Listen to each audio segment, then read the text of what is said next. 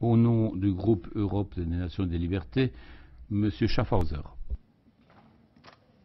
Je voudrais d'abord remercier mes collègues, une fois n'est pas coutume, pour leur pertinence sur l'analyse du Congo et plus particulièrement M. Pittella. C'est un pays que j'aime beaucoup. J'ai moi-même été auprès du vice-président dans la période de transition, Zaïdine Goma, et j'ai suivi cette transition en étant un des acteurs. La difficulté du Congo RDC, c'est sa richesse. Puis-je rappeler que Laurent Désiré Kabila on est allé le chercher parce que l'Ouganda et le Rwanda avaient décidé, sur ordre d'une puissance extérieure, je peux donner des précisions, d'envahir le pays. Puis-je rappeler que pendant que Laurent Désiré Kabila envahissait le pays, un certain nombre de sociétés signaient des contrats. C'étaient des sociétés américaines. Puis-je aussi rappeler que lorsque Laurent Désiré Kabila se retourna en étant un patriote pour son pays, on décida, ici à Bruxelles, j'ai eu l'information, je peux dire de qui, il est décédé depuis, son élimination, et qu'on est allé à Washington chercher également l'ordre, et il fut éliminé 15 jours après. Et puis-je rappeler qu'on est allé chercher alors Joseph Kabila en se disant, ce jeune, on le manipulerait parce qu'il n'était pas il était de nationalité rwandaise et qu'on allait en faire un président. Tout ceci est de la manipulation. Ce qu'il faut pour la République démocratique du Congo, c'est une souveraineté retrouvée, une armée qui se batte effectivement, une MONUSCO qui est au service de la paix et qu'on arrête les prédateurs qui sont liés au crime organisé et avec des États hypocrites liés à des multinationales. Je vous remercie. Dans cette République démocratique du Congo, ce qui se passe à Béni, Kivu, le constat est implacable. C'est à nos dirigeants de voir ce qu'il faut faire, puisque nous ne devons pas toujours rester dans des constats sans pour autant qu'on puisse y apporter, essayer de voir ce que nous pourrons faire pour arrêter ces massacres qui se passent dans cette partie de la République. Nous avons tous les éléments. Nous avons toutes les preuves qui démontrent comment Mobutu est parti, les raisons pour lesquelles Mobutu a été renversé pour annexer une partie de notre République au Rwanda. Alors, mes chers compatriotes, il est temps. Nous sommes dans une phase où la République doit se réveiller. Nous en sommes conscients tous que cette République a traversé des périodes, traverse encore des périodes très très difficiles. Puisque nous avons tous les éléments. Dans cette République, nous le savons bien, quand Mobutu était au pouvoir, on avait quand même une certaine stabilité.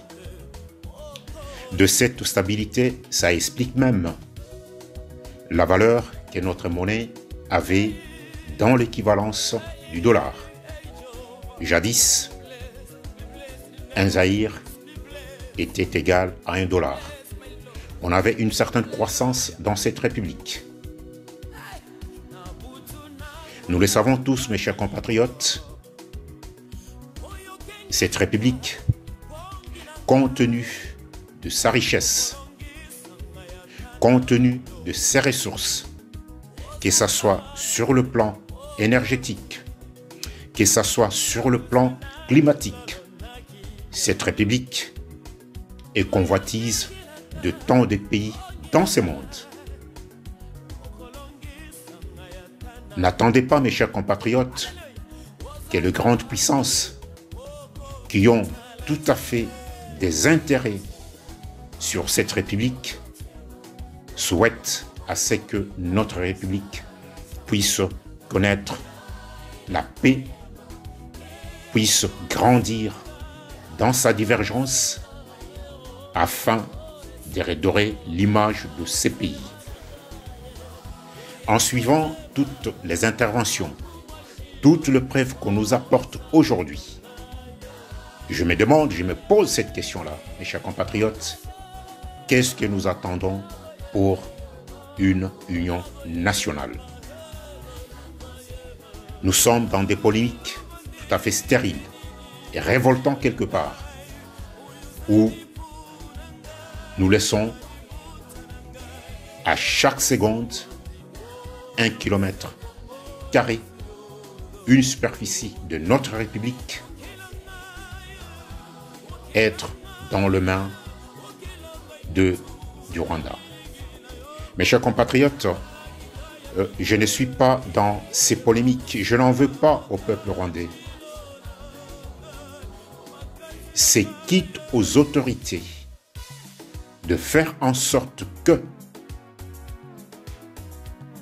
les autorités de cette République rwandaise puissent se mettre autour d'une table de façon, dans un premier temps, pacifique, afin que nous puissions récupérer nos territoires.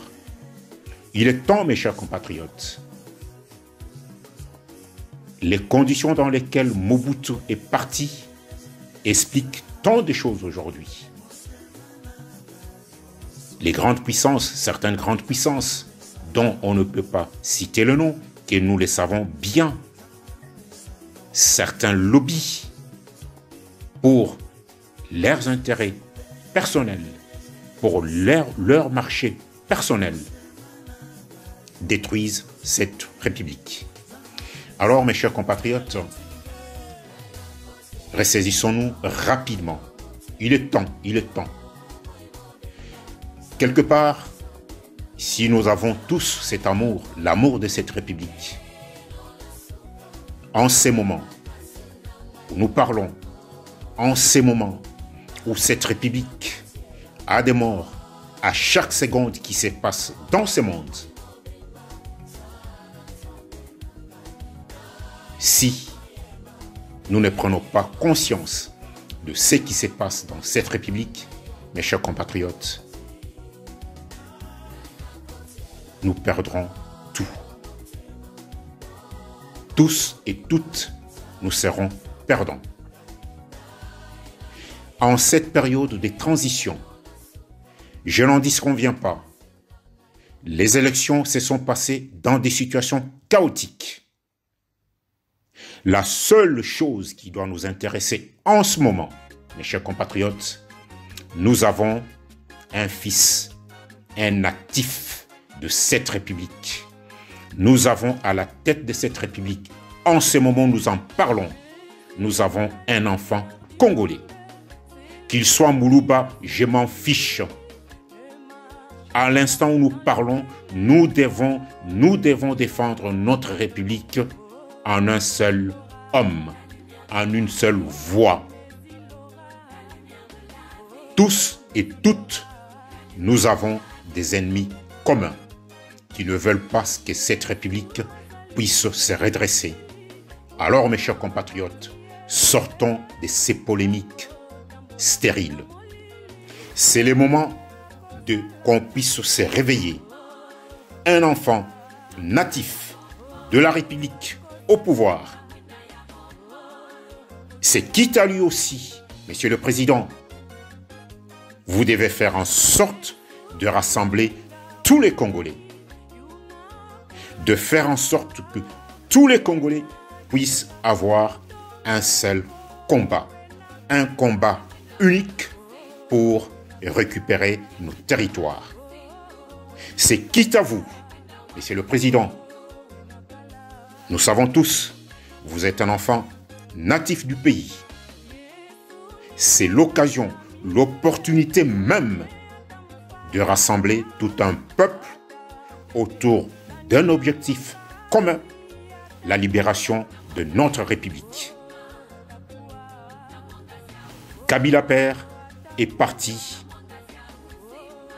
puisque cet homme-là, nonobstant les erreurs politiques commises en amenant tout un bataillon des militaires rwandais dans cette République, Kabila père a été renversé, assassiné, puisque les grandes puissances ont ressenti que cet homme voulait redresser cette république. Cet homme voulait récupérer tous les marchés qui ont été signés par et pour des intérêts de grandes puissances. Alors, mes chers compatriotes, soyons patriotiques. Ayons cet amour national. Il est temps, il est l'heure de se réveiller.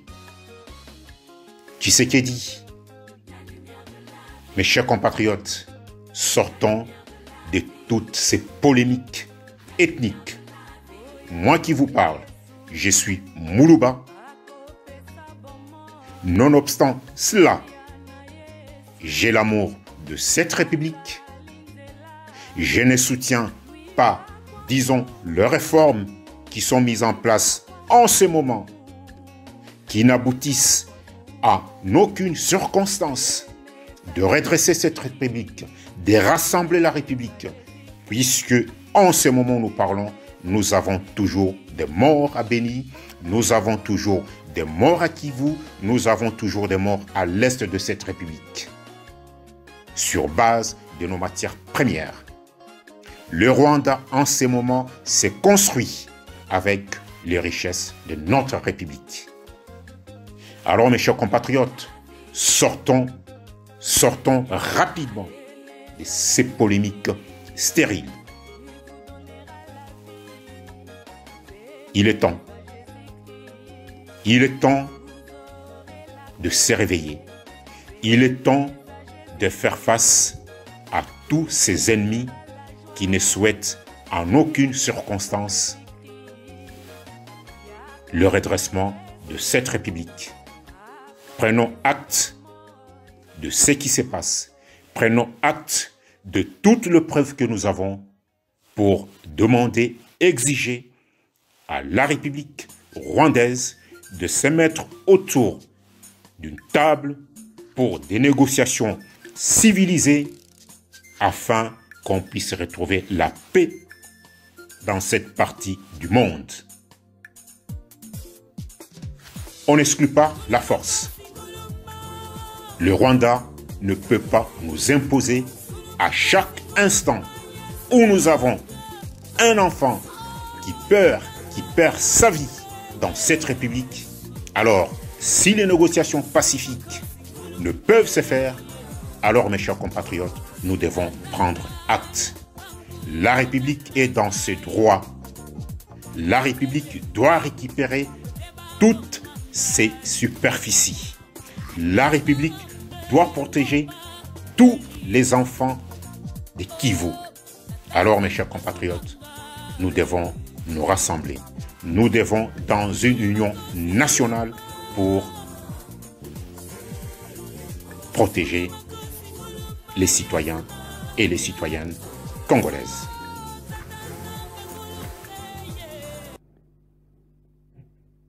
Mes chers compatriotes, la lutte contre le tribalisme et le racisme est un combat de tous les Congolais et toutes les Congolaises. Depuis les élections de décembre 2018, la RDC traverse une période de turbulence tribale voulue par certains candidats de la République. Personne ne refuse l'existence d'une opposition constructive dans la République pour l'avenir de sa jeunesse.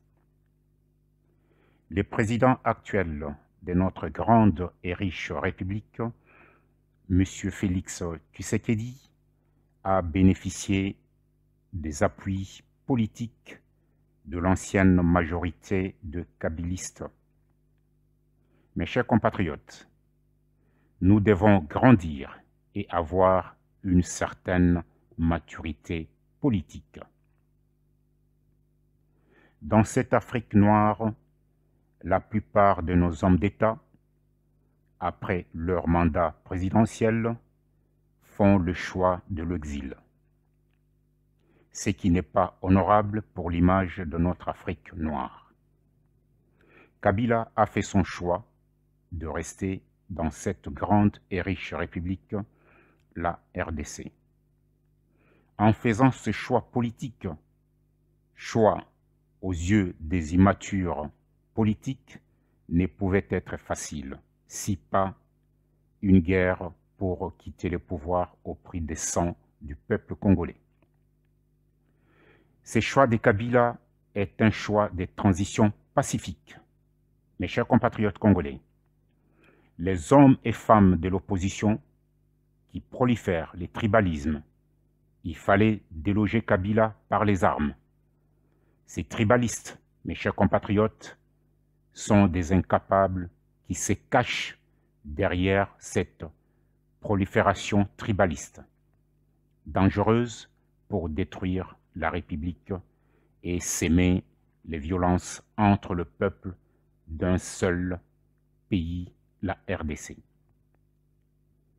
L'ancien président Joseph Kabila et le nouveau président de la RDC, M. Félix Tshisekedi, ont fait un choix de maturité politique d'une transition pacifique.